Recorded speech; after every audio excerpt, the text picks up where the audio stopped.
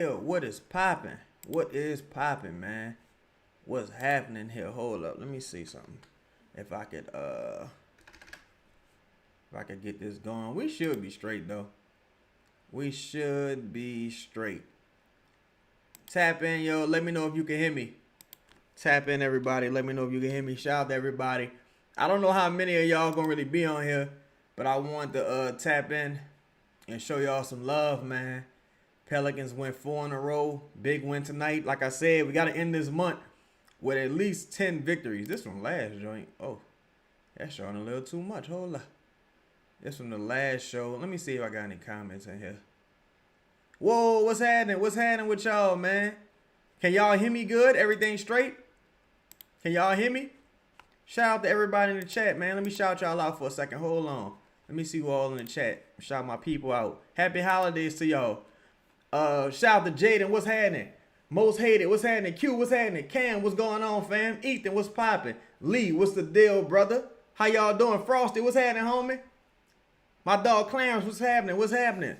How y'all doing, man? How y'all doing? We got one, y'all. 4 in a row.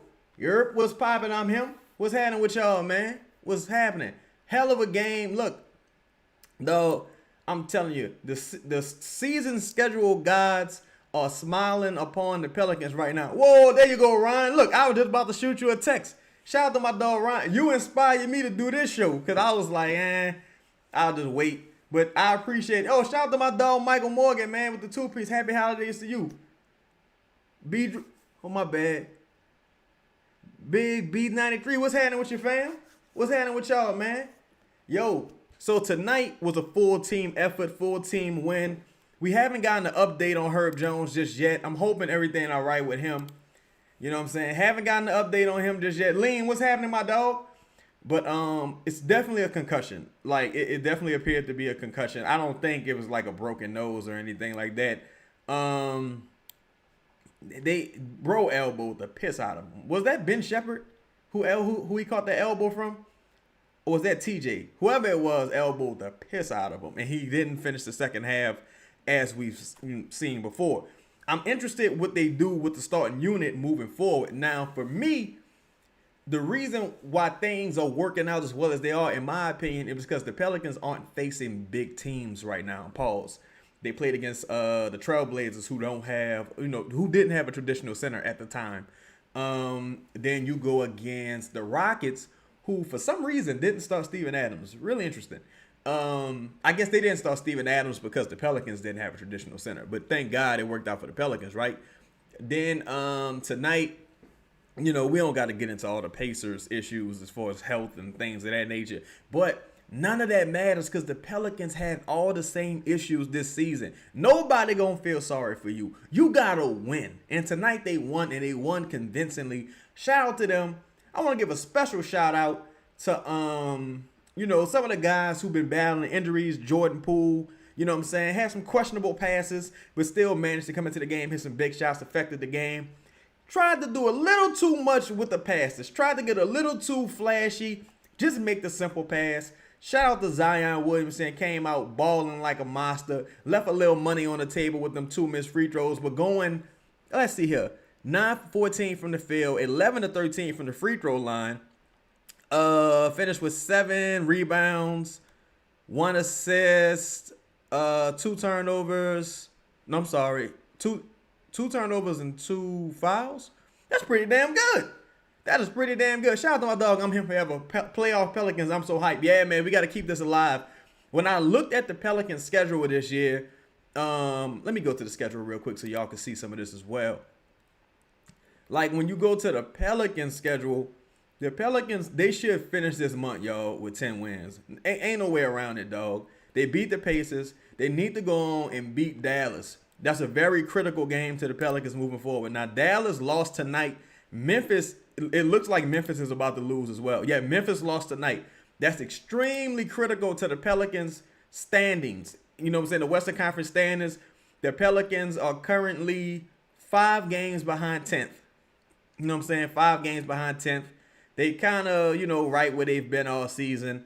If the Blazers beat the Kings tonight, I think the Pelicans go back to being 5.5 behind the 10th seed, if I'm not mistaken. Golden State is up right now on Phoenix. Golden State is up right now on Phoenix. So we're gonna see how that plays out. Let me see. Hold up, my bad. Let me get to some of y'all chats. Say I'm proud of Fizz. Tough. Shout out to Leem. Leem say I'm proud of Fizz. Tough game for him, but still kept going and trying to get things rolling for him. Yeah, the last couple of games have been difficult games for Fizz. I think, man, it was a really tough game for Jose as well, the last couple of games. I really think that you're kind of seeing the Pelicans. Shout out to Audio Facts. Appreciate you. Shout out to my dog Game Osborne. What's happening? GSP, what's happening, fam? Who that? What's happening with you? Yeah, I really think what you're seeing right now from Fizz is a little bit of that rookie wall starting to set in. At this point, he's probably playing more games than he's used to playing in college. Played some pretty significant minutes as well. And with the pace he likes to play at, it can be a kind of, tough on the legs. You know what I'm saying? This is where the Pelicans not having that traditional veteran point guard kind of hurts, because you saw in the third quarter, well, really saw like in the second quarter going into the third, where it's like Jose and Fierce, like the Jose and Fierce lineup. Like, you really can't do nothing with that. Like, you know what I'm saying? You kind of gave up the lead when Jose was in the game. Jose is not really a traditional point guard at this stage in his career. He's more utilizing the catch and shoot role, and when he's not making shots, he's kind of hard to play at all, to be honest. Wealthy Few, what's happening with you, Sebastian? What's happening, dog? Trade him? You talking about trade Jose? Who you talking about, big dog? GSP said Herb getting hurt could be a blessing. Bring Zion back in the starting lineup for him if he misses the next game and keep that consistent. Yeah, I think next game, especially if Herb can't play, you gotta probably either start Zion or you gotta start Jordan Poole at minimum, because again, it's not like the defense hasn't necessarily been all world, and this is, if I'm not mistaken, y'all. So Herb got thrown out of one game.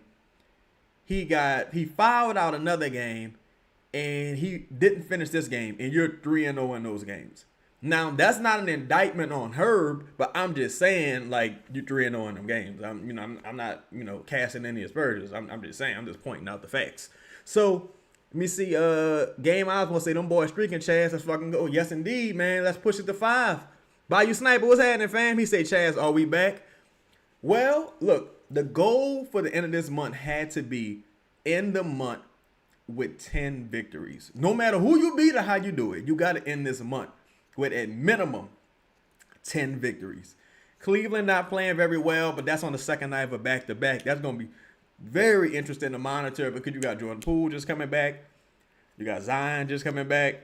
So I'm very interested to see how they go about approaching that. Now, if it was me, if I'm the coach, I'm cashing in all my chips for that Dallas game. I'm going balls to the wall to defeat Dallas, and I'm just like charging the Cavaliers game. I'm charging that to the game. Like, you know what I'm saying? You gotta beat Dallas though. You gotta give Dallas another loss in the win column. I mean, in the standings. You gotta give them another loss. They're your direct competition at this point. Whoa, what's happening with your Hoffa? Michael, what's happening with you? He said, having won 5 straight since 2022-23. Hey, no time like the present, because you need it desperately right now. Beat Dallas. Yeah, Michael, I agree with you. That Dallas loss, I got that Dallas loss and that Memphis loss. That's the 2 worst losses of the season. These last 2 Dallas and Memphis losses, 2 worst losses of the season, in my opinion. But you offset one of them by beating Houston, so, I mean, you live with it. You know what I'm saying? Oh, what's up to my dog, Chung? Peace to you, Chung. Happy holidays to you. Let me make sure I ain't missing none of y'all comments. Yeah, so you got to be able to end this month with at least 10 victories. Let's go back and take a look at the schedule real quick. Where were we? Okay. So on the 22nd, you got Dallas coming up, right? That's at home. And then you travel on the road versus Cleveland on the 23rd. And your next 3 are at home. Your next 3 games are at home to close out the year. And then you play Chicago on the road. Now, if it were me, in this way it get tough. Because you got 2 back-to-back games. That's some whole shit that the league pulled scheduling-wise. Like, that's really some sucker shit. You gave us 2 back-to-backs to end the year. That's some bum-ass shit. So, if you're the Pelicans, you got to try to split between Dallas and Cleveland and the 2 Suns games. You got to split those 2 games. Both of these teams are beatable. Well, Dallas, beatable. Cleveland is kind of beatable this year, especially with their injury issues. Phoenix is beatable as well. You got to try to split that Phoenix series, beat Dallas, the Knicks, and charge it to the game, I guess. And then you got Chicago and Portland. You got to win those 2 games. It's critical you win those 2 games. And they should be able to beat Miami, in my opinion, but I don't want to look too far ahead. So I got 1 win. Let's just say 2, 3, 4. That's 4 more. That's 4 wins. That'll put you at 11 victories. And Miami is a toss-up, but I think you should be able to beat Miami personally. So they should have at least 12 wins by January 6th, in my opinion. They should be entering January 6th with about 12 wins, in my opinion, at worst. Because I think those are winnable games. You're getting healthy at the right time. Miami got a couple injuries. I'm not sure if Tyler Hero's back. They just lost Nikola. They just lost him. Cavs got a bunch of issues. The only issue with a team like Phoenix is Phoenix got the size advantage, and they could generate some threes, and that's something that's been biting the Pelicans in the ass. The only good thing now, though, is that you got Poole back, and that should help some. Oh, thank you, Bayou Sniper. I appreciate it. I got this hat a long time ago. I appreciate it, fam. I appreciate it. Let's see. My bad. Say we can't give another one away to Dallas, Lee Sanford. Absolutely cannot do it, man. You can't do it. And now that Dallas getting relatively healthy, they kind of making like a half-ass push to show that AD's healthy, to show that Gafford's healthy. They trying to make a little half-ass push to kind of market those guys. You just hope that you don't want them to have any marketing done on your behalf. You don't want them to earn any goodwill on your behalf if you're the Pelicans. So you got to keep your pedal to the metal, dog. This is not a time to just rest on your laurels. Like, you got to keep the pedal to the metal. Hopefully Bryce McGowan's is on his way back. Because I'm not sure why he didn't play tonight, but I would have loved to see Bryce McGowan to get those minutes instead of Jose, personally. Dane say Poole suits Borrego's offense. He gets out and runs, provides spacing, let him start, and bench Fears. Yeah, I mean, I'm not mad at that assessment. I think some of that has to do with the injuries and him finding his rhythm. But see, they play similar, but Fears is more of a point guard than Poole. It's a difficult dynamic. It's a very difficult dynamic to thread because Fears rebounds well. He's not terrible defensively. He can get out in transition. Poole can do the same thing as well, but they're different types of guards at this point, in my opinion. Whoa, what's happening with your Pels in the Blender? Shout out to my dog, Jesse Davis. Make sure y'all check out Pels in the Blender. I just did a dope interview with him, man. Michael say AD and Gafford going to give Zion hell. Will be up to the rest of them. It's going to be interesting to see how they approach that because I'm not sure AD and Gafford both playing in that game. But I'll say AD more than Gafford. I'll say probably AD more than Gafford. But now if you're the Pelicans, I mean, they got to account for Derek Queen as well. Dallas does. E, what up with your dog? I'm just chilling, big dog. What's happening with you? Justine say Chaz, but Phoenix has Malawak. I don't think Malawak has played much this year. Let's look at the box score and see, has Malawak even played tonight? Nah, Malawak ain't playing. Malawak ain't been getting no run. I don't know if you was being facetious and like, but you might be breaking balls there. But damn, they ain't playing Nick Richards neither. That's probably why they trying to trade Nick Richards to Toronto. Toronto took a terrible fucking loss tonight. Boston on the second night of a back-to-back without Jaylen Brown. The person I'm really worried about is Mark Williams. That's the person I'm worried about because you don't want him having a crazy vintage type game. Like it'd be crazy. Yeah, I think just need being funny. No way we could beat Malawak. Yeah, he breaking balls. Let's see. Bayou Sniper said, I kind of like it with Zion Poole coming off the bench. Fears is just as going as fast as possible for the first 5. Yeah, I don't hate that neither. I think it's definitely a change of pace because if that first unit is playing the opposing team to a draw, and then you insert Zion and Jordan Poole with the second unit, that's an uphill battle for that the opposing team because you arguably got the best bench in the league, like playing those two off the bench. But it's not something. I don't think it's something that's sustainable, but it is interesting. Audio Facts at Chaz, when will we start to see Dejounte back with the team on the bench? Let me see. Is it getting close to his return? Or it's getting close to his return. Yeah, I think January was more so the date for his potential return. And I think that was kind of optimistic, to be honest. From what last I heard, he was still in Los Angeles. I'm pretty sure Rich Paul is working hard to, probably try to get him moved. Because I mean, clearly, when you examine the roster, there's no place for. There is a place for Dejounte, but there's no place for him at this current pay rate. Like if you was giving Dejounte all Jose's minutes, you'd be happy with that, but not at $30 million. So it's going to be difficult. I think the Clippers are a team to watch, and maybe Houston. Like I like the deal that Elvin had proposed, where you just say, all right, look, just give me Fred VanVleet, and you could take Dejounte right now. You need a point guard desperately. He'll be ready by the time you make your playoff run or your postseason run in March and April. He'll be ready. He'll be 90% by then. You got a guy in Kevin Durant who's come off that injury. He knows what it takes to play with an injury like that. And you just need someone that can give you quality backup point guard minutes. Right now, the Rockets don't have anyone that can do that. And Fred VanVleet, he got an ACL. So if you're the Pelicans, you ain't even worried about that really, because ACL is like one of the easiest injuries in the world to come back from nowadays. In 2025 it is. So you'll just deal with him next season as like expiring. And I think he got it's either a team option or a player option for Fred VanVleet next year. But either way, you're not worried about it, and you get to knock a year off that contract. I mean, off like Dejounte contract. I think Dejounte got this year and the next 2 years. Hoffa says Zion, the future sixth man of the year, Chaz. That would be interesting. That would be interesting. Wealthy few. You talking about McGowan's, right? Coach said he just didn't dress him tonight. Yeah, I thought that was interesting. They should have played him personally. I didn't like the Jose minutes, but then you got to take into account for someone like Jose. It's like, yo, I might be trading this motherfucker, so I need you to play him. Like, you know what I'm saying? You don't know what orders are coming down from the top. Also, Scope, what's happening with you, my dog? I don't like the lack of Eve Messi minutes. I'm not a fan of that. I think Eve should be getting some minutes, especially when you start to play traditional centers. Like if you play Dallas, you probably should throw Eve Messi out there, like truthfully.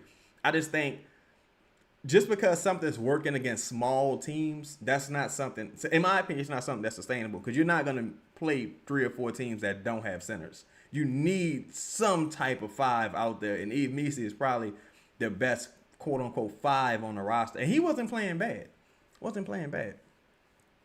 Let's see. Hold on, my bad.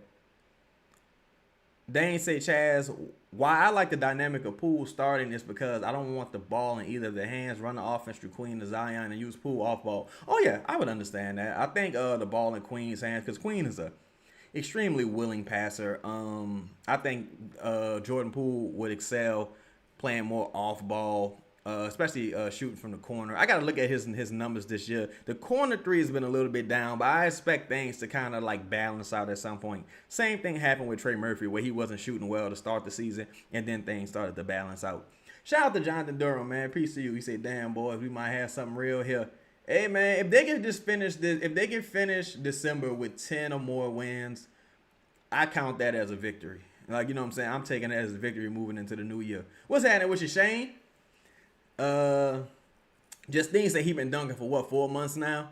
Yeah, I mean, since that last upload, right? But see, the thing is, when you talking about the Achilles injury, it's like, yeah, you can dunk, but can you cut? Can you move laterally? Can you push off of that foot really and excel? And can you do that repeatedly and continue to put stress on that muscle and on that tendon? That's the thing, because y'all remember when Kobe first came back from his Achilles injury, he fractured his leg. I think Wes Matthews got the earliest return from an Achilles, if I'm not mistaken. It took him a while. That's why I said if Dejounte did come back, he would be more and more like a catch and shoot guy at this stage. He wouldn't be doing a ton, in my opinion. Well, what's happening with your Dark Knight? Fist of Blackstar said, how about we chase the Thunder down? That would be nice. The Kari say, Chaz, do you think it's the right move to keep Zion coming off the bench? I think until he gets his, conditioning back. I don't think if you put him in the first unit, you would be interrupting any rhythm or nothing like that. I don't want to, look, I take any win I could get, but I don't want to overstate, like, the effect of beating bad teams. Beat teams you're supposed to beat, and you should have been beating teams you're supposed to beat earlier in the season. Because if we look at the standings, The Memphis still got twice as many wins as the Pelicans. Like, you know what I'm saying? Who's another team? Dallas still busting ass out there. So I don't wanna say this is it and they can't afford to adjust. You see what I'm saying? They need to be willing to adjust as it calls for it, in my opinion. Let's see. Audio facts say I would like to trade Jose and let Fears come off the bench. Poole and DJ front court would be deadly. It would be interesting to see if Dejounte come back. I'm not confident we ever see Dejounte in a Pelicans uniform again. I'm just not confident. Not saying we won't. I'm just not. I wouldn't put no money on it. They say Misi will get more time as the matchups offer Dark Knight. Yeah, potentially. Like, it's just interesting. It's just interesting. I can see him being a trade candidate, unfortunately. Whoa, what's happening with your T5 the Great? How you doing, fam? Teflon said thoughts on Zion post-ups as opposed to how he used to play last year. I don't mind them. I'm not a huge fan of them, but I look at it like this. By the Pelicans not having any shooting necessarily, it's at least you getting Zion closer to the rim. And yeah, the defense has a shorter distance to close out. But you getting them closer to the rim, and at least you giving yourself a chance to initiate some contact and maybe get to the line. Like tonight, he had 13 free throws. I don't hate it. I don't like it neither. But until you get some real shooting out there, Zion going downhill. Whoa, what's that with your 504 boy? Zion attacking from at the top of the key. It's difficult to do without any shooting.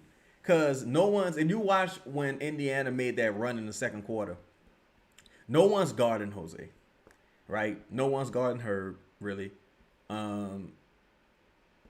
So even at your best case scenario for a two-shooter lineup in certain instances, it's going to be probably, if they playing with Zion, it's going to be like Jordan Poole, maybe Sadiq Bey, something like that.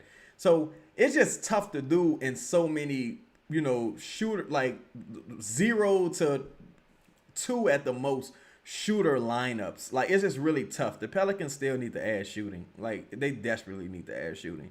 Still, it's tough. Indiana missed a lot of point blank layups tonight. They missed so many layups. I thought something weird was happening. I thought some funny shit was happening. They missed so many layups.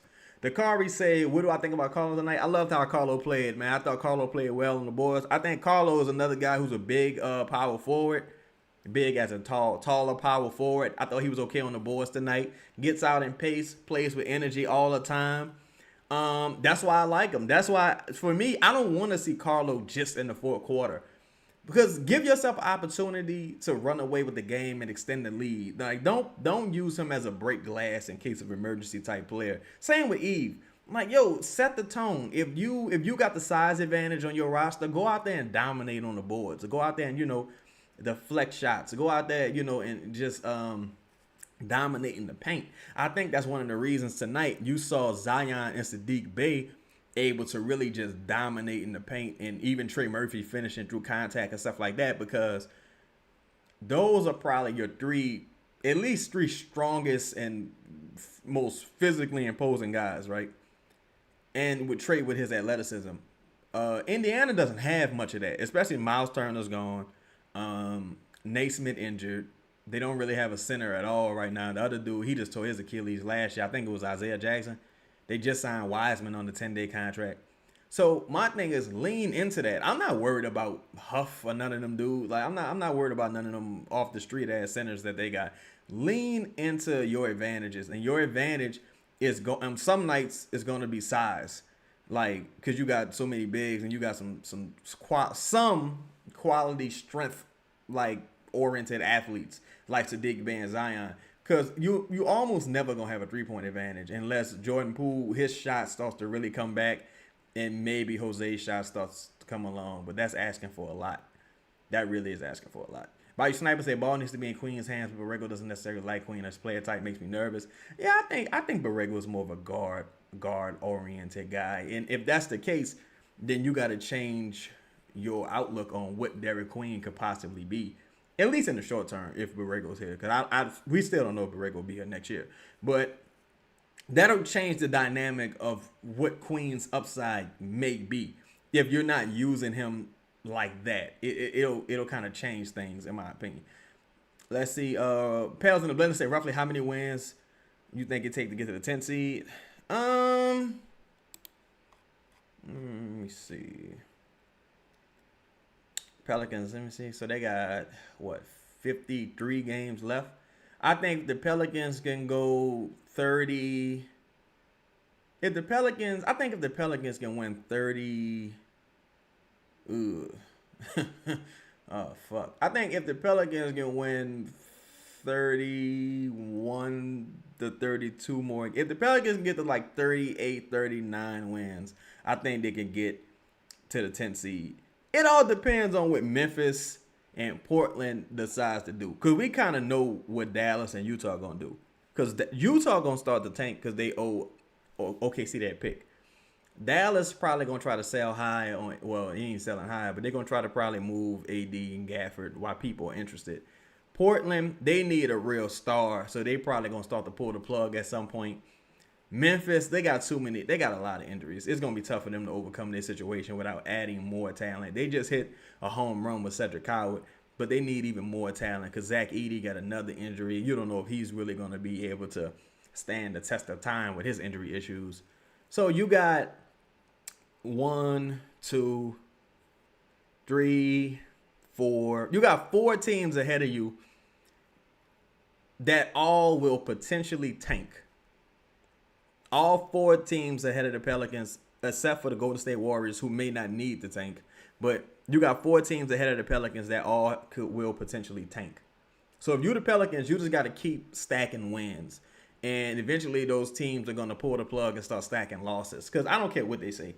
I don't think they're counting on Kyrie coming back and trying to make a push, because what sense would that make? Like, I don't think they're going to do that. And even if Kyrie did come back, Anthony Davis' health not fucking sustainable. So I don't think they're going to bank on that. I don't think they're going to bank on that at all, in my opinion. Damn. Okay. So it looked like Golden State about to win this. Janky bitches. Oh, I might have spoke too soon. Hold up. All right, let me get to some of y'all comments. My bad, y'all. You say, Justine, Aaron Rodgers came back in 3 weeks from Achilles. Yeah, he was on that ivermectin. Yo, make sure y'all hit the like button for me, please, fam. Y'all smash the like button for me. Let's see. How many games are the Pels out of spot in the playing? 5 games, if I'm not mistaken. Say Zion need to play off ball more, but him attacking for the elbow is dangerous. You know what? One thing I noticed Zion is doing a lot while playing off ball. He keeps going for these alleys and spinning for the alleys, right? Because he's only cutting baseline. I think they kind of need to change his spots where he's cutting and diving a bit more, because it kind of gets to a point where, there's only so many alleys in the half court you're going to catch, bro. And then the Pelicans still struggling to make post-entry passes. Like Jose turned the ball over trying to make a post-entry pass. Then he turned the ball over trying to throw an alley.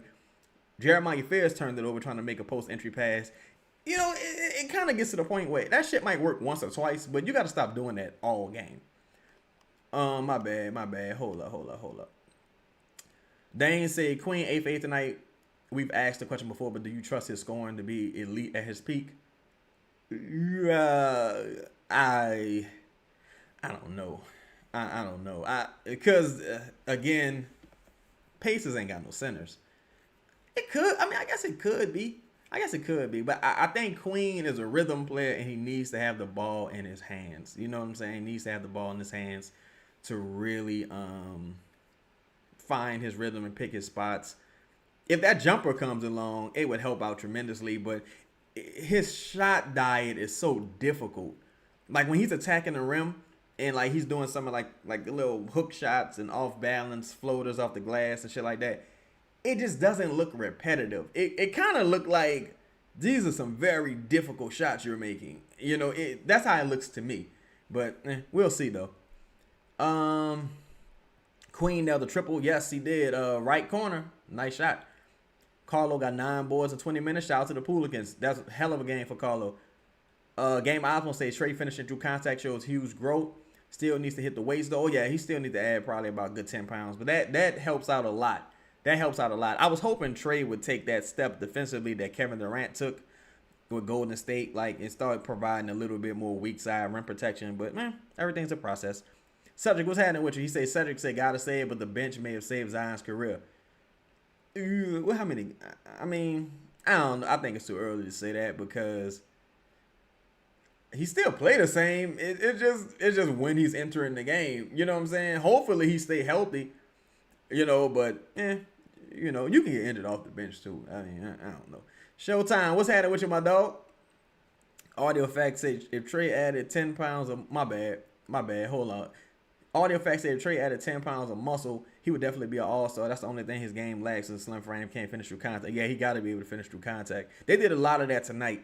It's funny, the Pelicans finished through contact more than ever tonight, and Indiana just missed every wide open layup. That's why you don't look a gift horse in the mouth. Just take your victory, man. That's how I'm taking. Like, I ain't gonna even analyze it too much, but yeah, I did notice that. It was like we finished through contact a lot. You got Sadiq Bey dunking on motherfuckers, but they blowing point blank wide open layups 2 nights in a row. Gotta love it. Dakari said, who do you want as head coach next year, Chaz? I would like Chris Quinn. I would like Chris Quinn from the Miami Heat. Let me see. The over under was 29, depending on the book heading into the season, Justine. Be interesting. Game odds want to say it's 38 games at least. Yeah, probably so. There's a lot of games left. That's a good thing. And at some point, you're going to hit a stretch in the season where you should be able to stack like 3 wins out of 5, 4 out of 5. Like, you gotta just win the games you're supposed to win. I know that's cliche, but you got to win the fucking games you're supposed to win. Us losing that Dallas game, losing that Minnesota game, losing those 2 Minnesota games, and losing those 2 Memphis games, losing that 1 Minnesota game, losing that Dallas game. Those are games the Pelicans should have won, and now it's kind of coming back to haunt you. It's still early in the Clippers game. I heard somebody say now Luka won't have a off night. Nah, it's the first quarter. It's the first quarter. Lakers probably could walk them down. See, what's happening with your Trey? How you doing? Let me see. Duke down bad for losing today. I didn't see the game. Rockstar, shout out to Rock. I ain't see the game. Shout out to you. Josh, what's happening? Say post game show. This the post game show here. Boo Crew, they not doing one until tomorrow, and I think I'm not gonna do the Sunday show, but I'm gonna do probably Monday and Tuesday, and I think the next Sunday is probably my final show. Let me see. That's why we need to get CP3. You know what? I ain't gonna lie. I think Chris Paul would light a fire. Well, you already got like a fire lit under you. I think Chris Paul would really help push winning just off GP at this point. But see, Chris Paul's such a fucking buster though, dog. Chris Paul's such a buster. I don't think Chris Paul would even come back here. Honestly, I don't. Because you know how disrespectful it is for Chris Paul to be like, y'all want to finish home. He considered his home the Clippers. And look how they did his ass. That's crazy. Like, that's what you get. That's what you get, motherfucker. That's what you get. Chad, my bad. Audio facts say Chad is Sadiq Bey eligible for comeback player of the year. I believe so, especially since he didn't play at all last year. I believe he is. Shit, he might be eligible for most improved. Because would he average zeros across the board last year? I mean, he didn't play. I don't know if they count him as zeros, but he averaged zeros across the board last year. He should be eligible for most improved player, to be honest. Oh, yeah, that Queen spin, that was nice. That was real nice. Say, my bad. Trey said I got the Pelicans to make the playoffs. I'm sorry, to play in at plus 4,000 odds. Laugh my ass off. This shit is about to go way down for a nice ass cash out. Y'all hope so, bro. I hope so. Especially since the Saints ain't really, Saints season been over for a while. So it's like the Pelicans, you got another chance to win the city back. You got a chance. You could do something. Victoria Taylor said, Chad, seemed like Poole kept him grounded and it seemed like he played a lot of minutes. Yeah, Poole just got to relax. He's got to relax. It's like he'll have the passes. Well, it's like, look, like he made a nice pass to Michael Peavy in the right corner in the second half. It's like, yeah, just do that, brother. You ain't got to, do behind the back pass, off your elbow, jump in the air, no look pass. It's like, no, make the simple pass because y'all don't really have the chemistry for you to be making those passes. Not at this stage. Wait till y'all 100% all comfortable with one another to do that. At this stage, you shouldn't be doing that. Just hit singles. You don't need a home run. Just hit singles. You know what I'm saying? He got, and some of his decision making at the end of quarters got to be better as well. It just takes some time. He hasn't played a lot. It's just gonna take some time. It's gonna take some time. Let's see. Victoria says that CP3 would mess up the locker room. I don't think so. I think. Well, you know what? That is a good point. Because Chris Paul, he just not a likable guy, seemingly. Like, he might be like a cool motherfucker, but he just don't seem to be very likable. And that's one thing you got to consider. Like, if you gon', but see, this is the thing though. This is the yin and the yang of that. Nobody on the Pelicans aside from Jordan Poole, DeAndre Jordan to a lesser extent, and Kevon Looney have won. That's 3 champions right there. Jordan Poole, Kevon Looney, and DeAndre Jordan. 3 champions. 3 recent champions. One year after the other. But Chris Paul know how to put a team on his back and knows how to drive winning. Like, he knows how to drive winning. The only issue with that is when you're not really playing and when you're not like a guy no more, when you're not contributing, when you're no longer an asset on the court, nobody want to hear that shit. Like, nobody want to hear you yell and bitch at them for no motherfucking 48 minutes. Then at practice and all, like, nobody want to do that. Like, the fact that this man had a Halloween party and nobody showed up, that say a lot. Nobody? Fucking nobody? The gardener didn't show up neither? Nobody showed up. Nobody. All right. I kind of think it's you at that point. You know, it kind of does get to a point where it's you. Because, like, Chris Paul got more... shit, he got more... he might have more jerseys than playoff series wins. Y'all might have to fact check me on that. How many series have Chris Paul won? He might have more jerseys than playoff series wins. And if that's the case, that's ridiculous. Let me see. But it's not his fault necessarily. You know, Chris Paul, bona fide dog Hall of Famer. It's just, he might not be a likable person. X, what's happening with you, my dog? Shout out to X. Baskerville said exactly. I can't see Fairs or Jose getting along with CP at this stage. Maybe Fairs, because Fairs still young. Jose, I don't know, man. I just think the writing on the wall for Jose. Jose just seemed like his player comparison is TJ McConnell. I don't really see that, but that's what some people say. But Jose just too small, dog. Like, defensively, he's always going to be a liability, and he would have to shoot lights out every night to be effective. Or he would have to pass like Alfred Payton. It's just tough, man. It's just tough. It's tough. Hold on. A successful onside kick. We may be having another NFL game of the year. Oh, I didn't watch it. I don't even know who's playing. Is it the Eagles versus the Redskins? Are they still playing? Pals in the blender say, can you please address those? I think Zion is not the best player on the team. I guess it's a matter of preference. I would have to ask them who that did they think is the best player of the team. Maybe, I guess the only other option at this stage, because Poole hasn't played much this year, would be Trey. And it's like, no, Trey not better than Zion. I like Trey. I think Trey's really good, but Trey's not better than Zion. I think, the Bears versus the Packers. That's a motherfucking legacy game right there. Shit. But yeah, I think people just tired of Zion, to be honest, though. I think it gets to the point where, I said this on the show, it's like, it gets to the point where no matter what you do, a motherfucker just tired of you. They tired of seeing your face. They tired of hearing your name. They tired of all the problems that come with you. You never really on the court. It's just, sometimes motherfucker just tired of you, period.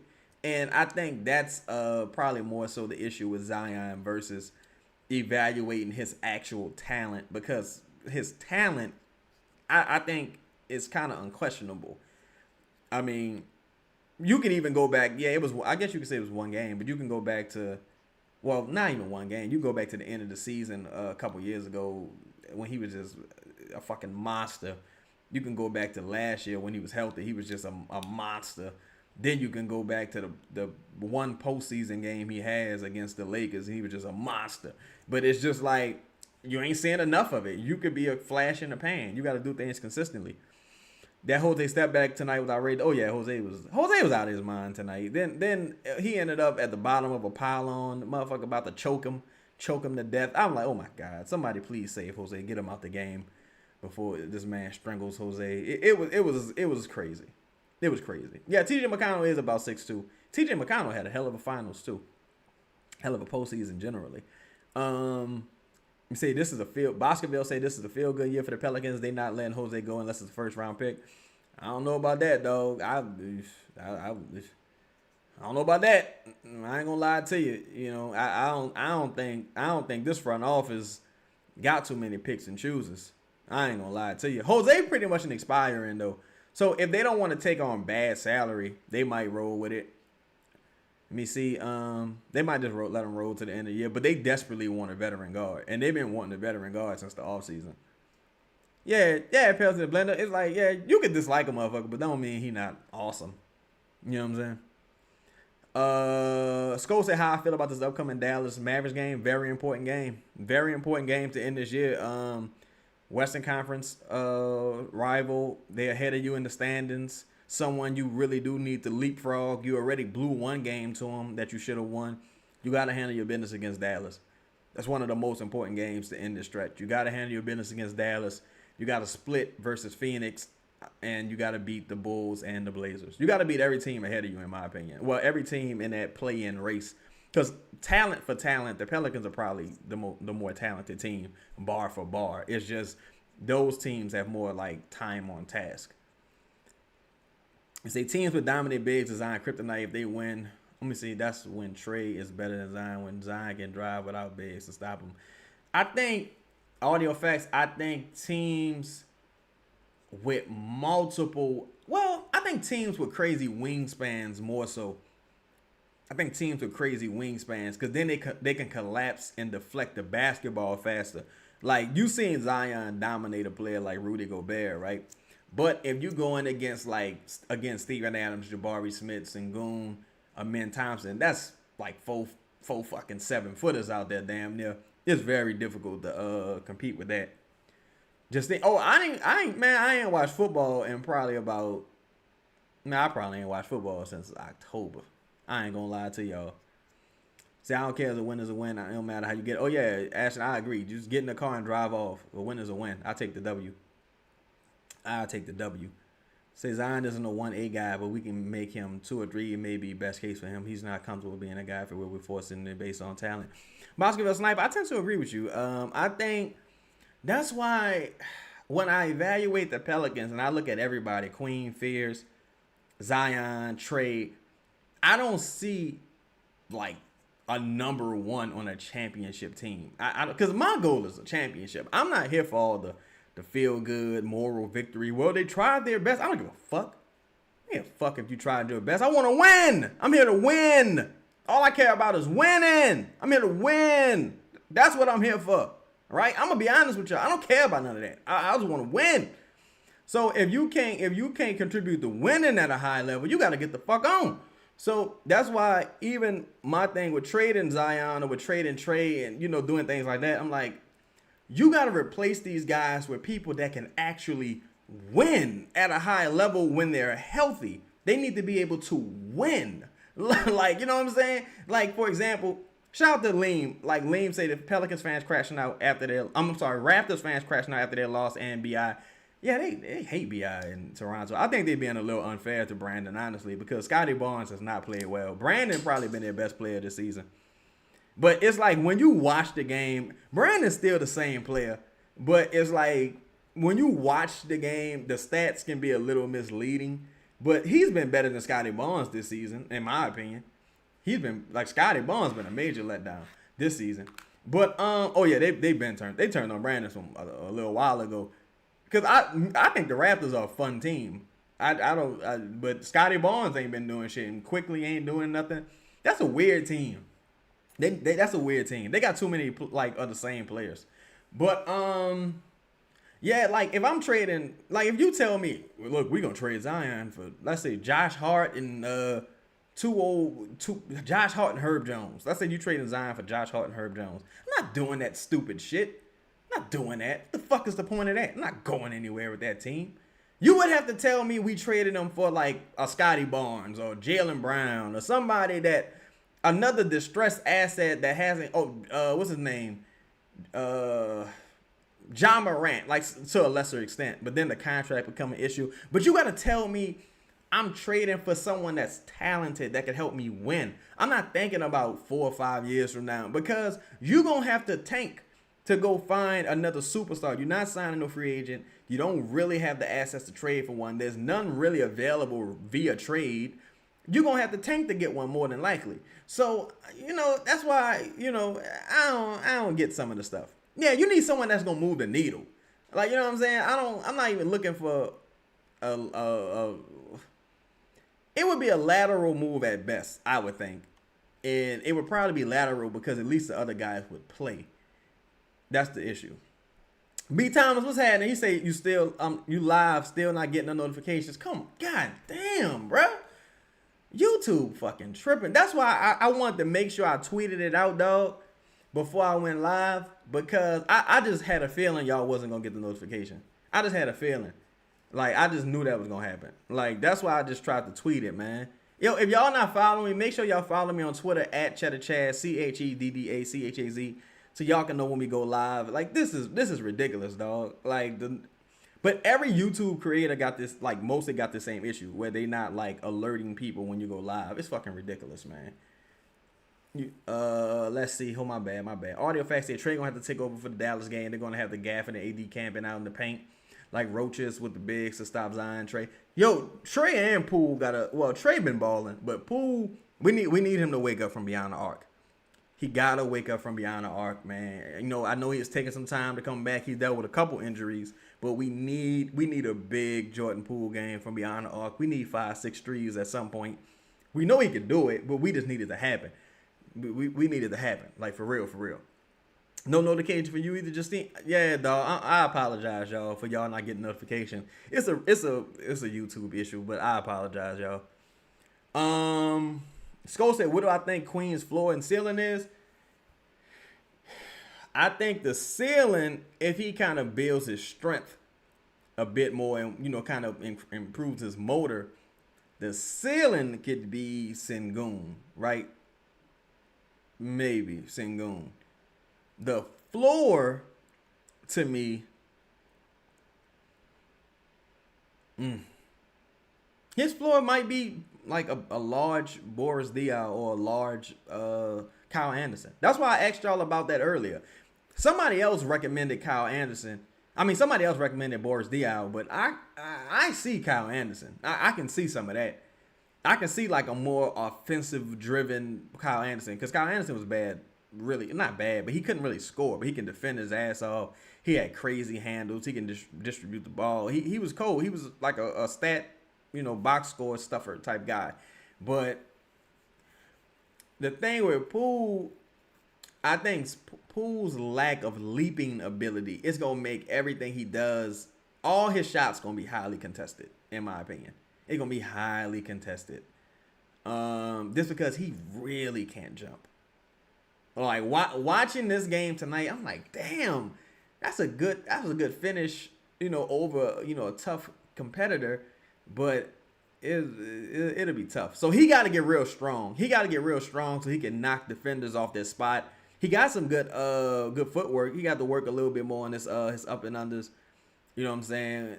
I would like to see now him. He's a person that I really would like to see go work with a motherfucker like Elijah Wan. I know that's kind of cliche at this point, working with Elijah Wan, but I would really like to see him go work with Andre Miller.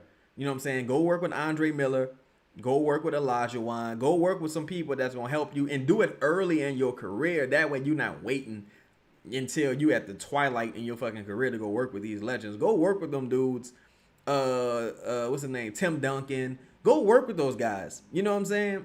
Even like Zebo to an extent, because Zebo is strong. That's the thing. Derek Queen not really strong right now.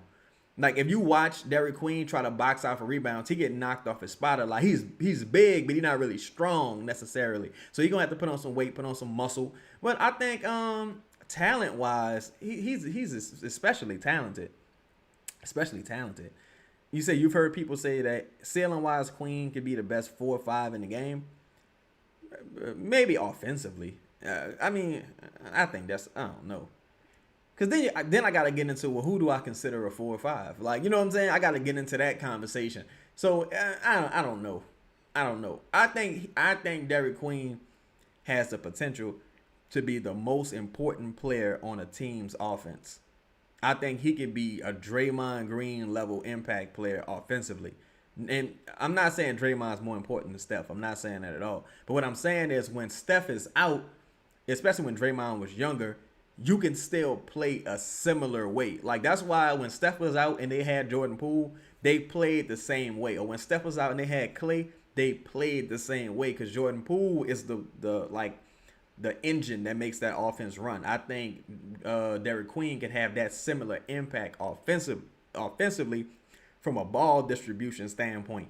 I just don't know if this particular offense would allow that because they do got a lot of guards who also need the ball to excel. See, Queen gonna turn into Moses Malone. Moses was 6'10". But see, back then, everybody was cock diesel and like skinny and scrawny. Well, not skinny, but everybody was like wiry and kind of like cock diesel. Like they was on that San Quentin Pelican Bay weightlifting workout plan. Motherfuckers was just cock diesel back then. Nowadays, everybody got a lot of baby fat on them. Everybody eating Pop-Tarts and smoking weed.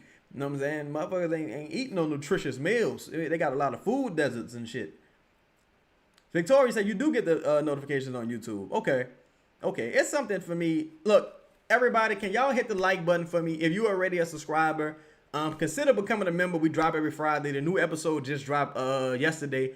And also, if you haven't hit the notification bell, hit the notification bell for me, please, y'all. I appreciate it. Thank y'all. Say, what about Queen Stealing being Chris Webber? But not young above the rim Chris Webber. Ooh, okay. So you talking about more like Kings Chris Webber, not Warriors Chris Webber? I don't know. Cause see, it's all about how you consider. I consider Queen's archetype as a below the rim player. Just like I consider Zion's archetype is he's mainly a below the rim player. Like Zion, you can probably count on one hand how many times Zion has actually dunked on someone. Like contested and he dunked on them. He'll do a cold-blooded ass layup over somebody, over 4 or 5 defenders and elbow a person and finish through contact. But I'm talking about rising above somebody and just jamming on a motherfucker. That's not really his game necessarily. So I think Derek Queen is a similar player to where like a lot of his game is going to be about fine-tuning his skill set and getting people up in the air, initiating contact. He gonna have to be the power forward version of Shai Gilgeous-Alexander, in my opinion. You're going to have to initiate a lot of contact, get people in the wrong spot, trick them into fouling you, and get to the line and just disrupt games offensively. I think he got the handle and skill set to do it, but it's also got to be the motor. The IQ is pretty cool. He's a rookie. One thing I noticed about him, though, when you really see Queen's rookie mistakes, it's like he gets the rebound, and maybe he not kicking it out fast enough. Like we saw last game, he tried to do a behind the back dribble, turns the ball over in the backcourt. Or he'll, let's say if he get one assist, he'll start hunting assists, and then he'll turn the ball over. But he's a rookie. You know what I'm saying? He going to grow out of that. He a rookie. I think he's been exemplary, all things considered. It ain't like he started the season with no great coach, in my opinion. And you can argue he ain't got like no masterful coach now. He just making the best out of his situation. Him and Fears. But Fears looked like he need a little breather. I wish he'd had a couple more days off so he can like regain his composure and his confidence. But I think he'll be fine though. I think Fears is gonna be fine as well. Say Derek Coleman with handles. Okay, that's interesting. Lee said the same thing. Derek Coleman. Baskerville say hasn't thought of a comparison, but it's right. Not a couple years they will mold the roster that fits Queen. I don't know. Because to me, this is still a dominant backcourt player, perimeter player game. Like, even with Jokic being as incredible as he was, or is, rather, Jamal Murray was a fucking monster. Like, Jamal Murray, before he started getting fat and getting injured, Jamal Murray is a fucking dog. Like, he's an animal. They was like an excellent 1-2 punch. Jamal Murray was scoring like 40 points. Like, he was a dog. So it kind of, and like Michael Porter Jr. was balling. You know, Aaron Gordon was balling. So it's like they didn't necessarily build that team around Jokic. It just they got really talented players, and those players adjusted their games to complement Jokic. Because Aaron Gordon didn't used to be able to shoot. People thought Aaron Gordon was a bust. I think Aaron Gordon wasn't he like the number 4 pick for Orlando? He just used to dunk. All he used to do was dunk. Like he wasn't a person that had like a ton of skill necessarily in Orlando. But once he got to Denver and he started seeing what winning looked like, he was like, all right, I'll do whatever you need me to do. Now he one of the best forwards in the game, in my opinion, on both sides of the ball, especially before he got injured. Say, did I talk about the starting? He was 7 or 8. I thought he was 4th for Orlando. He was 7 or 8. I don't know why I thought he was 4th. Okay. I know he went to Orlando because I want the Pelicans to get him. Victoria Taylor said, did you talk about the starting lineup? I thought the starting lineup was interesting from the standpoint of I still don't understand starting Herb Jones. I still don't understand it because if you know you're not gonna have no defense, why not lean into like 100% offense? I don't really get it, but see, that's why for me. Oh yeah, he did. Yeah, Showtime. Yeah, I knew he went for it. Cause I was like, nah, I thought he went for it. But like for me, I look at it like this, y'all. Like when we all watch the games live together, we watching play by play by play by play. We're reacting to every single thing that happens during the game when we watch it live. So I remember Herb Jones's first half against Houston. I remember how bad he was in the first half. Now in the fourth quarter, he was awesome, right? Awesome in the fourth quarter. You don't win that game without his contributions. But in my mind, I'm like, well, he one of the big reasons you was down by 20 at halftime. So I remember, we remember everything. I remember Jeremiah Fizz had 7 steals a few games ago, if I'm not mistaken. I remember these things. So by the time I get to the recap, I'm like, well, shit, I didn't see, I remember what happened, but I don't want to harp on Herb in his his first half because he had such a good fourth quarter. So, it's kind of tough. It's kind of tough, but I don't think there's any reason really to justify starting him at this point. That's just my opinion. But, to each their own. You say they probably showcasing Herb to trade him. I mean, it's possible because I think at this stage you can get about, you might be able to get 2 firsts and a swap for Herb, if not 2 firsts and 2 seconds. But as time goes on, it's going to be an issue. See, I think you off on Gordon. He did develop his skills in Orlando. He had a jumper towards the end. But that's the thing, Fist. Toward the end, right before he got traded, and then by the time he got to his second team, he was like, all right, I'm just a role player. I'm just an elite role player. Let me just stand over here in this corner. Let me rebound. He got bigger and stronger, too. I think he just leaned more into that. And that's more so what I'm saying. I'm not saying that he was like a scrub or nothing like that in Orlando because I wouldn't have wanted him for the Pelicans if I thought he was a scrub. But I thought he just leaned more into that off-ball role player identity. And once he got to a team that we can actually win something. I think that's more so what happened. He said they was hugging Jose after the game, like his last game here. They was? I ain't see it. I don't want to jump to any conclusions. Maybe it was a situation where it was because Indiana was a team that was actually interested in Jose, so it might have been a soft audition. But maybe they were just like, yo, we got your back because dude was. Ain't no way to say this no differently, y'all. Dude was straddling Jose and trying to choke him, and I think it was more of the scuffle. You know what I'm saying? I think they probably was trying to be supportive, yeah, we got you, man. You lost, but you fought back. All you could do is fight back. You know what I'm saying? As long as you fight back, you can't lose. Which is not totally true, because you can fight back and get your ass whooped. But that's life. Everybody take a loss every now and then. But, yo, man, appreciate all y'all. So he on a plane back to Indy. I don't know, because you know what? Man, I would keep an eye on Eve Messi if I was y'all. I really would keep an eye on Eve Messi if I was y'all, man. I would keep an eye on Eve Messi if I was y'all, man. Just because he ain't playing. I don't never really even see him on the sideline like that. You know what I'm saying? It's just... I know he's there, but it's kind of he's really forgotten at this stage. He's forgotten at this stage, and you desperately need a center and rim protection. And he's the best. He kind of gives you the best option at doing that, and you're not playing. So, you don't know. GSP, what's happening with you, dog? He said, how you feel about reacting to the post-game interviews while you still live, my guy?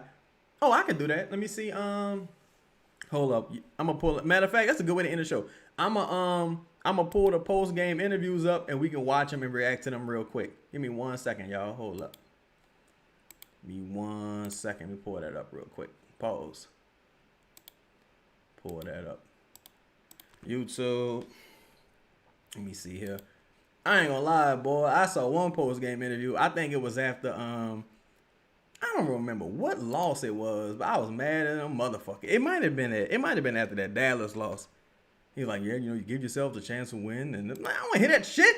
You was up 20. You ain't need a chance to win. You needed to win. You need to win, motherfucking period. Win the goddamn game, man. Nobody playing with you, yo, motherfuckers. Hey, Gracie.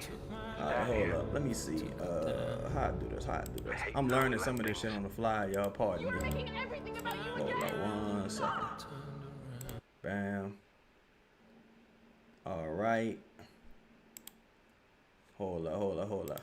All right, bet. Can y'all hear me? We good? Hold on. Let me fast forward some of this. I don't want nothing crazy to pop up on my search bar. Y'all know I like, I'm fond of the adult entertainment industry. So if y'all see something crazy on my search bar, y'all got to forgive me. You know what I'm saying? You know what? Y'all don't have to forgive me. I'm human. You know what I'm saying? I like the ladies. But all right, let's see what JB talking about. He got the specs on. I'm proud of Z, the way he's handled, this coming back and.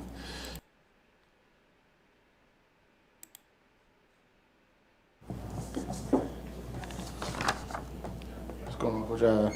29 points from Zion tonight, tied his season high, only 23 minutes. What did you see from him on the offensive end? I'm just proud of Z, the way he's handled, this coming back and his approach. He's all in, he's bought in. He and I are in a great place. We're for him to, take on this role and understand what he's trying to do and try to accomplish. We're trying to maximize his minutes. He's doing phenomenal, and it's just the mindset, number one. Secondly, he came out and, put a stamp on the game quickly, But to his credit, he made free throws, got to the rim, made the right play. That's one thing that's can't go understated. Zion making his free throws. Going into the season, I say if Zion could be at like 70% from the free throw line, it would help a lot. And so far, he's holding up his end of the bargain. He's got to be consistent with it. Was dominant out there, so fantastic job. Great to see him respond. You talked after the last game about second half using defense to fuel your offense. How much did you kind of see that tonight as well?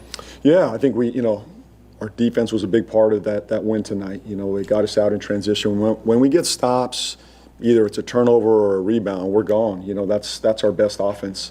I hope not to call a play. That's the goal in this whole offense, is really not to call any sets, where they can just play flow, transition, trust each other, move the ball. First quarter was fantastic. I mean, that was impressive. I think we had, let's say, 11 assists, 1 turnover. Did y'all hear that? Did y'all hear that just now? He said his goal is to get to a point where he don't have to call any plays. Now, my question is, are you saying your goal is to get to the point where you don't have to call any plays because the players are just entrenched in the offense and they don't necessarily need your direction? Or are you just saying go out there and, trust each other and play with force? Because that was kind of Willie Green's mentality as well, to be honest. Over in the first quarter. Well, so the ball was moving. We lost our way a little bit there, but I think our defense sustained us all night, and it fueled a lot of our offense. And, any update on Herb Jones? Nothing yet. I think we'll know a little bit more tomorrow, but we're just being cautious at this time. Coach, I'm sorry, could you just go to what exactly happened, where he got hit or anything like that? What it just listed as a head injury? Well, I haven't seen the replay. I mean, I just know when he walked over, he got hit. He got hit at some point in the play where he finished at the rim, but I haven't seen the impact or what it was. We're just being cautious right now. He should be okay, but we'll know more tomorrow. DQ's been pretty efficient all season, especially for a rookie. He was 8 for 8 tonight from the field. Is there anything we can take away from that for him to? There's not the team that he made shots. They're not really built to read. He made shots. I mean, he's an efficient player, So I thought he had a good mixture of passing and scoring tonight, obviously rebounding tonight. I think he went and got, what, 10? Yep. 10 rebounds tonight. So I thought he did a good job on the board, but overall, just an efficient game. And then the corner three, knocking down a corner three is important for us. He's working on it, and to see one go through, that's great confidence for him. Obviously, a big chunk of this was Zion had 29 points, but this was apparently a season high for the bench. What did you think of just overall? I mean, some of the guys that came in, it seemed like PV did a really nice job. Yeah. Coming in. Pete was great. I mean, he came in, especially when Herb went out, we didn't have Bryce active tonight, so we had PV ready to go, and he stepped into the moment. He knocked down big shots. He's a big part of our defense. You know what I don't get? So Bryce not active, but DeAndre Jordan is active, and DeAndre Jordan don't play at all. He just like the coach. You don't think that's a dumb decision? I don't know. Defense too. We trust him on that end of the floor. That's what he does, and then to knock down and show the confidence offensively, just another spark in addition to our bench. So you never know when your night's going to be called, but step into it, be ready, and he's been doing that. I'm not surprised because of the work I've seen him do in practice. Right, this is not like he's ready for this. Bryce is ready for this. Anybody down that line, his number's going to get called. Please don't. All these guys got to stay ready, and I trust every one of them. Don't call his number. And PV stepped into that tonight. You don't have to do that. And 70 points in the paint tonight. I think he shot 34 free Now throws. you're reaching. Led to 128 points. Now, in the Don't last 8 of the 12 games, you guys That's have scored at least unnecessary. 120 points. Three ball hasn't really been a Three-ball, factor. yeah. So, can this be a winning formula? Because Go you have send won it now somewhere else. 4 games in a row. Well, it's our formula now, and so that's our identity. That's who we are right now. Obviously, we've talked a lot about the 3-point line, but we just got to be great in our area and be who we are. Dominate the paint, get to the free throw line, share it when we. And I didn't mean no disrespect to Jordan Hawkins at all. I like Jordan Hawkins, but that could have been an issue with Bryce. I thought they got rid of that rule though. I thought they just couldn't play in the postseason. That was my understanding. I didn't know they had a finite amount of games they could play. You know what? I think that was an issue with Brandon Boston though. No, because they gave him a contract last year. I had to look into that. I think you might have mentioned that before, Lisa, but I had to look into that. That's a good point. We can get out in transition, and if it takes 70, 80 points to go win a game in the paint, that's what it takes, and really proud of the guys. They stuck with it. The mentality is get downhill and make plays, and so far they've been doing it. And I know we talked a lot about, I think that third quarter against San Antonio was a really big quarter, 43 points, where I think they outscored by 22. But tonight's first quarter, does that stand out in any way, kind of in comparison to that? One of our best quarters that I can remember. I think maybe there was at Dallas. I think that there was a quarter I really liked there. San Antonio, obviously, that was a big one. I think the Houston game, we had a big quarter as well. I think today the first quarter was, scripted as we want to be. The ball. I agree with him. We're going to bring it to a close. It looks like no players spoke, which is a little surprising. I know they like this. Matter of fact, let me go here. Let me see, maybe a player or two spoke. Oh, there goes Zion right there. Motherfucker showing all they teeth after they win. Just coming off the bench past few games, how has it felt different, just your approach or just the way you're attacking out there? What's the process been like? No, my approach hasn't changed. JB explained it very well, with the minutes that I do have and, trying to get the most out of those, especially allowing me to close the game. It's easy because he still lets me be myself. He still lets me be Zion. So, I trust it. Is now the heck out with a couple games What under was you, that, but does it Amici? feel like the rhythm is starting to get back, starting to feel like yourself again? Absolutely. But, with the team we got on any night, like if I'm having an off night, we got Murph, Poole, DQ, Fears, Herb. We got like a lot of guys that can just like go make it happen. Like we saw last game, even though I was out the fourth quarter in overtime. Man, hold up, son. Hold up, son. So they just had Micah Peavy walking in the background, butt-ass naked with at least he had a towel on. Man, we couldn't angle the camera nowhere else. Why we gotta see a bunch of swinging dicks in the post game? Work on this, man. Work on y'all production, bro. This is a family show. Work on y'all production. What is this? We got the dub. We came Nigga back. walking by in a towel. With the talent we got, it can be anybody's night. See, you're known for What being was one of the that? best attackers of the lane, right? Scoring at the rim. Oh my God! But Then this he came back. He came back. Oh, I forgot something. I forgot the shampoo. Man, what the fuck? whole team is basically abolishing that. So can you describe how that's happening and why that can be a successful formula? A lot of people are talking about threes, but you guys don't seemingly need the three ball. I mean, you just gotta put pressure on the basket, because when you put pressure on the basket, no team wants to sit there and just watch you lay the ball in all night. So when they collapse, you spray it out for open shooters. There's a bunch of guys that played well tonight that we can mention. What did you think of Derek was 8 for 8 from the Nah, DQ is, man, he's a Is this the fucking decadence parade? Man, what's going on here, man? great player. Like, he's a really great player. He lets the game come to him, and he's very efficient. So for him, off night could be something like tonight, and it was a smooth, good night for him. He's a special talent, and I'm glad he with us. And just over the past couple of weeks, the offensive numbers have just gone way up. What do you think y'all are doing better on that, and just to be more effective? Our pace is definitely higher. Our space is better, and I think overall guys are trusting each other a lot more. Zeke, can you tell us a little bit about your relationship with JB? Because he always tells how he's always communicating with you, that you guys are always on good terms. Oh no, for sure. Even with me coming off the bench during this little stint, he's communicated with me. He's talked with me. We have a game plan for it. It's not like I'm upset or anything. I trust him. I trust the process he has with it, and we got 4 wins in a row right now. So take it game by game and just go from there. Just how good has that been? Just being able to string some wins together after the way y'all started the season. It's not easy winning in the NBA. So when you do get wins, you enjoy them for that night, and then go on to the next game. Do you feel like this is something that can snowball for you guys? Because you got getting a lot of guys healthy, right? Outside Dejounte, everybody's back. I hope so. Like I said, we're going to take it game by game, do what we need to do. Yes, indeed. Yes, indeed. That's what it's all about, man. Ultimately, winning cures all. Like, if you winning, nobody mind coming off the bench. If you winning, nobody mind, taking, depending on who you are, you might, like, if you Kuminga, if you got some money on the line, then you mind playing fewer minutes because now they fucking with your money. But I think Jordan Poole coming back really helped tremendously. I think Trey coming back, Trey kind of coming into his own pause, I think that helped tremendously. Of course, it always helps when Zion is healthy, of course. I think now you give yourself a puncher's chance talent-wise every single night. You know what I'm saying? Every single night, talent-wise, you got a puncher's chance. GSP may say it's unfortunate how good the offenses look lately because it just shows the Pels could have at least been a top 6 seed right now. You know what, GSP? A part of me agrees with that and a part of me doesn't. And this is why.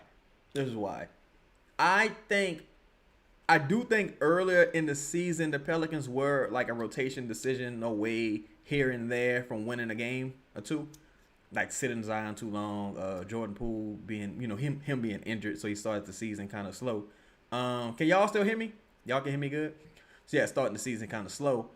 Trey not shooting well to start the season. Herb being on the fucking angel dust, allegedly. I don't know what happened with her. Herb was out of his mind to start the season. I think a lot of that, when Jose just wilding the fuck out early this season, I do think the players themselves also had to reach a point to where they had to snap out of it, dog. They had to snap out of it. Shout out to 88. I see you in here, dog. Shout out to the show. But I think it got to a point where they had to snap out of it. I do think they should be at least 10 wins, though. They should have at least 10 wins. No argument whatsoever. They should have at minimum 10 wins. That's why I can't give Borrego too much praise. You got to get some of this blame, too, because you done fucked off a couple games. Trey, what's happening with you? Trey? Don Guillory say Poole and Fizz backcourt. Yeah, I like the idea of that sometimes. I think defensively they got to get it together, but that's where rim protection comes in as well, because you had a nice rim protector. It would allow them to gamble a bit more, and you're not as worried about giving up some of the dribble penetration because, you got somebody underneath the rim that could help, clean up the glass, whereas tonight, Pacers just missed a lot of point-blank easy layups. But that's all right. You're not going to fix everything in one sec. You got to undo a lot of bad habits. You got to install new good habits. And also, the coaches got to undo their own bad habits. They also got to install new good habits. They got to learn what winning is. You got to remember, you got a coach that's never won at the NBA level. He's never won. I think he's had 6 seasons, and he's had 1 winning season, if I'm not mistaken. What he had 4 years in Orlando, if I'm not mistaken. I think he had one. No, I'm sorry, in Charlotte, I think he had 1 winning season, 1 season in Orlando as an interim, and now he's here now. So everybody learning how to win on the job. You're trying to fix the airplane in the air. Poole and Zion and Trey and all these guys, they don't have a ton of time on task, so they trying to get familiar with one another. Derek Queen, he trying to figure things out. Everybody trying to figure things out with one another, figure out their role on the team, figure out where they could be, some of the most advantageous things. And some guys, you see, like you saw last game, you saw the first shot tonight with Herb. You saw the Jose step back. Sometimes people fall right back into those bad habits if you give them too much freedom. That's why you gotta be on their ass, man. Pause. Shout out to my dog Denzel. Peace to you, fam. He said, Chaz, blessings, brother. Might have to go to a game here in Miami now. Prayers for your success and favor. Thank you, fam. Likewise, prayers to you, family. Oh, yeah, yo, check out that game. I think that's going to be a good game. I think the Pelicans can beat Miami. That's going to be a good game. That's another team they missing like a 1A. Shout out to Bam, but Bam not no damn 1A. T5 the Great said Herb and Jose was coked out like Bobby Brown. Oh, yeah. It was real. Yeah, it was real bad. It was real, it was snowing in New Orleans, y'all. Believe it or not, it was snowing. Q said, Poole gets hot from 3 will look dangerous. Yes. See, we just need like a 2-week, 3-week stretch with Jordan Poole shooting like 45% from beyond the arc.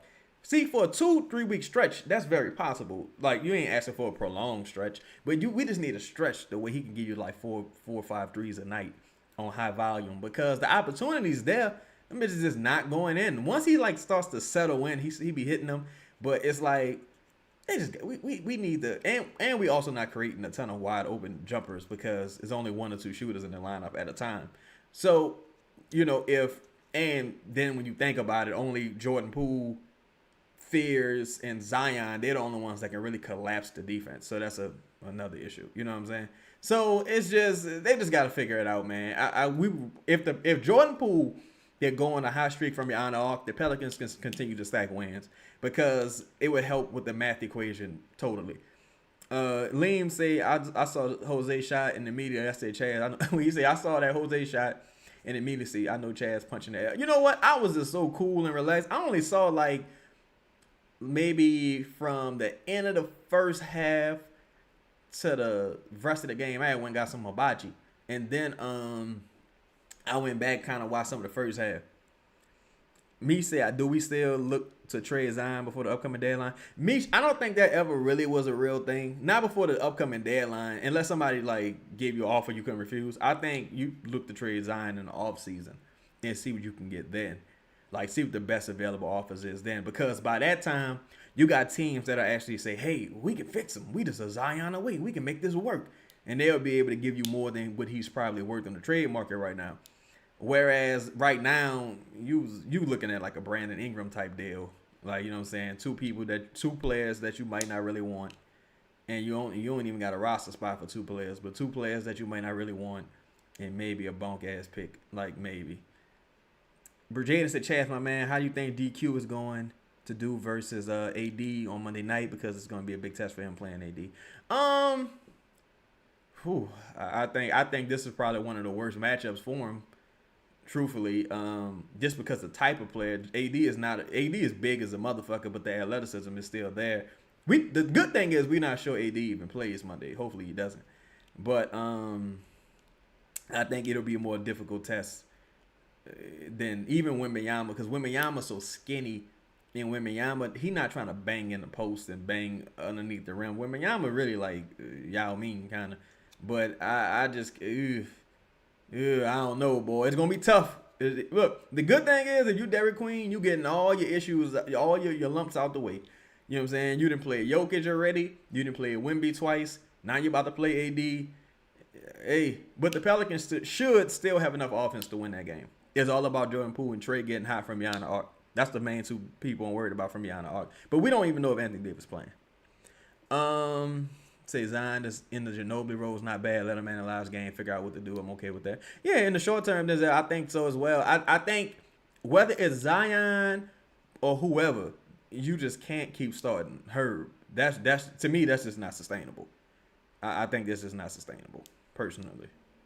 say why you think Fizz couldn't get into his groove today. I think he struggled to get into his groove the last few games, honestly. I think he found it later in the Chicago game, but against the Rockets, he didn't play well. That's why you kind of saw him kind of get benched.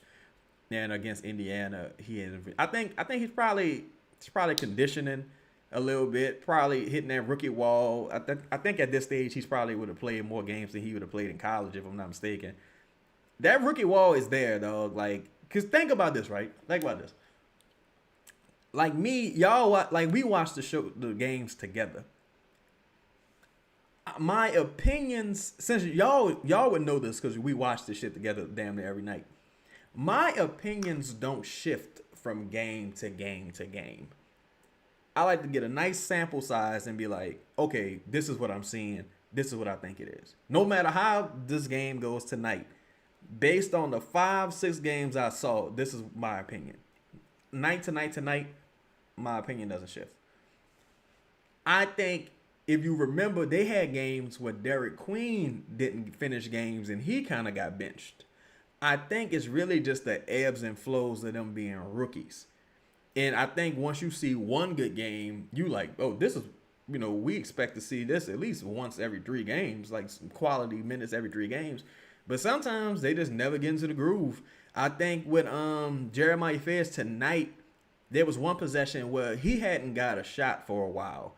And he got a rebound. He went coast to coast and missed the layup. The ball went out of bounds off the defender, but the defender got a block and the ball went out of bounds.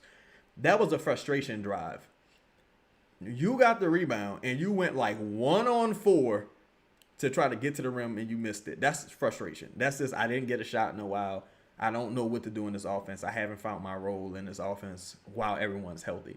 And I think that's a little bit of the issue. Yeah, AD did play tonight. Joel Embiid didn't play. Maybe they thought they was going to try to steal a win. I know AD was supposed to be sick or something. But I don't care if he play or not, though. They need to win that game. They need to win that game. If I'm them and Jose playing, I'm like, look, Jose, I need a favor from you. I need you to take that motherfucker out. Take him out. Take him out. I don't care what you got to do. Take him out the game, Jose. Jess, what's happening with you? Jess, how you doing? Shout out to Jess, man. Shout out to Jess. Yeah, like it's, at a certain point, look, you gotta start deploying strategy. You gotta start playing for keeps. Like, look, I want you to fall on the ground, roll into his ankle. Hey, it's just business. It's not personal. It's just business. Do what you gotta do. We need to win. You gotta throw everything at the wall at this point. All right, we gotta win. So, Liam said AD versus Zion, the battle of the bad bones. It's funny, though. I think people really misremember that AD era. AD missed a lot of games, though. Like, AD was so cold-blooded, but AD missed a lot of games. Oh, yeah, I think Cooper Flagg is, I think he averaging, like 24 to 29 points in the last 3 or 4 games. Had a huge game versus Utah, 40-something points. Boy, I wish it was a way for us to get Lowry. If we could get Lowry marking them, boy, that would solve so much. But I don't think we're going to get him. I wish there was a way, though. Lee says it's going to take some time for Fizz to get his mojo back with everyone back except Dejounte. Yeah, it's going to take some time because now you don't got the leash that you had before. Trey say Fizz had a nice bump for a mid-range shot, but I need him chill and turn. Yeah, he just get him and Poole both they gotta relax with the turnovers. They're thinking, well, they're playing faster than they're thinking and going for these home run plays. Just hit singles, man. Just make the right play. That's my issue with the Pelicans, just as a collective. The Pelicans will be up like 15, right? They up about 15. You should be up by like 27, right? But the other team, they just not doing shit, and you keep shooting yourself in the foot. And then we see the lead get down to 4. We see the lead get down to 2. When really all you had to do was hit singles. Y'all just started going for these weird home run plays. You started playing Fears and Jose in the backcourt. Or like tonight, the Pelicans couldn't score at all. It was a 4-point game, if I'm not mistaken. No, I think it was a 6-point game, if I'm not mistaken. And the lineup was like Jose, Peavy, Fears. It was just like, why? What is this? Like, what the fuck is this? And then I think they put Trey and Zion back into the game, and they kind of got the lead back. But it was bizarre. It was bizarre. Hypothetically, Scholes said, if the Pels had a number 1 pick next year, who would you go for? I'm not familiar with this upcoming draft that much. I'm not too familiar with it. It looked like a bunch of just. It looked kind of like that Scoot Henderson draft, honestly. I still like Scoot Henderson a lot, but it looked like guys who going to just, or even this draft, it looked like you got some all-star caliber players. Like, I think Brandon Miller can still be an all-star, but I don't know if I seen like superstar talent in that draft that's upcoming. But you never know. A motherfucker could be pick 8 and turn out to be a superstar. You really never know. Shaden Sharp got superstar talent. He just hasn't put it together. You know what I'm saying? Like, in my opinion, I think Brandon Miller got like Brandon Miller first season. You couldn't tell a lot of people that Brandon Miller wasn't about to be like an all-star type player in the next 2-3 years. Even Paolo, people shitting on Paolo right now. Oh, all Paolo does is take tough contested shots, and he's not as good as he was the first 2 years. It's crazy. The league is full of ebbs and flows. The league is full of ebbs and flows, dog. Like peaks and valleys, for real, for real. Hez Liam said, when Dejounte comes back, do you bench Fairs and play Dejounte Poole? Nah, I don't think. Man, I think if Dejounte come back, Dejounte gonna be playing like 10 minutes or something, like if that. He not gonna be playing that long. Like he ain't been playing basketball. Like, you know what I'm saying? He gotta build his conditioning back up, muscle memory, strength. I don't think if he does play, I just don't think he gonna be playing significant minutes. I think he gonna be playing very limited minutes if he comes back. Justine said, before we signed DeAndre Jordan, we should have considered Zaza Pachulia. He had a lot of luck with the ladies in Atlanta back in the day. Old Zaza. Zaza. I think, was that Zaza Pachulia? I think Tyson Chandler was about to fight him one time. Zaza was a physical guy. Denzel Allen say, I think CP3 would be good for the team now. Dumas would be more accepting of CP3 rather than Griff. Dumas and JB would be okay with his asshole criticism. CP3 just a thought. I think it's more about the players though. I think Chris Paul, he just seen to rub everybody the wrong way. I don't know. If like even Blake, when Blake left the Clippers, Blake and Chris Paul wasn't friends. They ain't become friends till they wasn't playing together no more. It's like, oh, now we can be cool. I ain't got to be around you no more. I can love you from a distance. I don't know. You say Sabonis out another month. Perfect time for Murray, Herb, for Sabonis in the pick. I ain't gonna lie, boy. I probably would consider that. Or even if I can move Sabonis to a third team and get a bunch of picks or something. I don't know, because if I'm the Pelicans, I would be like, come on, Sabonis.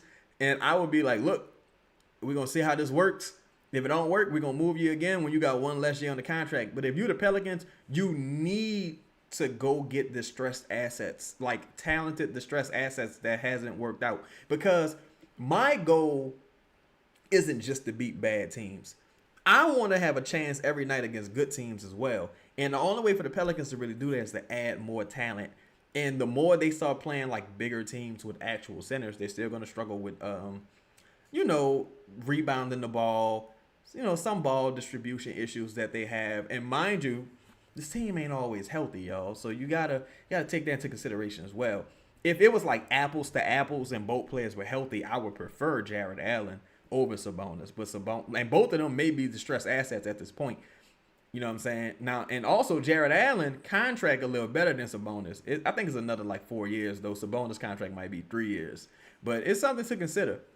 Because you need a long-term center as well. Not that I think Sabonis is that, but you need a long-term center. Say, who do you think gonna be the best player out this draft class when it's all said and done? I gotta look at the draft class a little more, Scope. The only person who name I'm really familiar with is Boozer. Like, I have to look at it a little bit more. I don't want to lie to you. I gotta look at it a little bit more and check out some film. I'm gonna try to get Utility Sports on here soon. Holla at Utility Sports. We did a real good interview, man, on Derrick Queen. B. Thomas said, what about Porzingis? The autoimmune disease that Porzingis has is very difficult to deal with, y'all. Like, I can't believe Porzingis played as many games as he's played so far. That's why they're trying to trade him, because he fucked up with that Potts shit is serious, y'all. Like if you got like long COVID, or if you like develop POTS from your long COVID, you could get really fucked up. Like, they got some people who got POTS who can't get out of bed. They can't go up the stairs. It's bad, dog.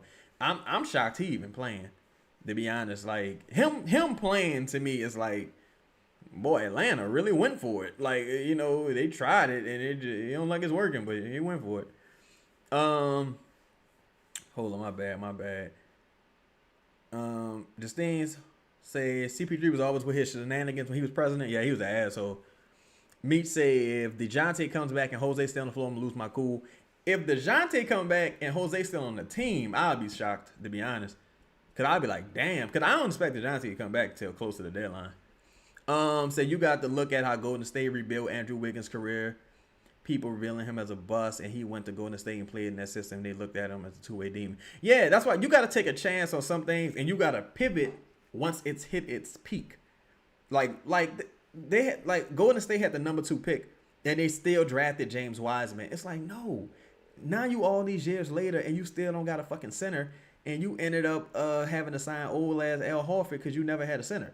Now you never found your actual center aside from Looney. So you should have just traded that pick and kicked the can. Like, you know, sometimes you got to know when to sell high on certain shit. Let's see. Hold on, my bad. Jaden say, oh man, I have a feeling AD is gonna go 40 points on Monday night, and Pelicans AD always goes off on us every time he plays us. That's why if you that's why you gotta tell Jose Alvarado, go ahead and take his ankles out, man. Go ahead and bite him. Do it. Look, motherfucker bit you, Jose. Bite him back. In fact, you know what happened? That game that Jose was bitten, Bitegate, for y'all who know about Bitegate happened against the Dallas Mavericks. It happened against the Dallas Mavericks at home. So if you Jose, go ahead and get your lick back, man. Bite the fuck out of him. Bite the fuck out of him. Both of y'all get thrown out the game. Let me see. Skull said, oh, my bad. I meant to say 2025 draft, like the ones that are currently playing right now. Oh, you know what? That's interesting, too, because I still think Cooper Flag is super talented. I think Cooper Flag is super nice. VJ came out of the gates hot, pause. I think Fairs got one of the highest upsides, though, because he was so young. And he a guard, so you know guards always get the benefit of the doubt. And he's shooting that ball better than we all anticipated, shooting that 3 better.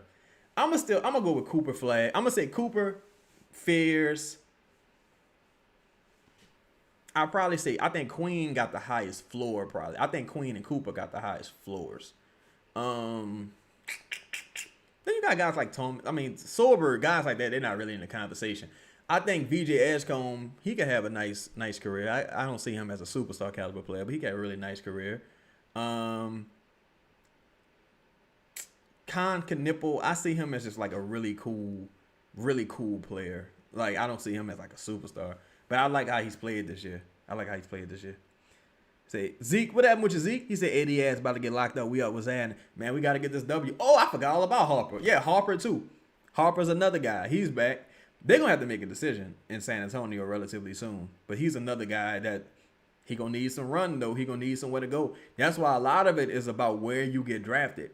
You get drafted to the right organization, and they put you in position to take, like, certain lumps early and put you against high-level competition early. You develop a little bit better. But if you Harper, you playing behind you, they trying to win in San Antonio. So you got Fox, you got Castle, Vassell. It's tough, and you got injured early in the year. It's interesting. It is interesting, man. Yo, can y'all hear me? Can y'all hear me? This thing tripping, man. Hold up. Can y'all hear me? We good? We good?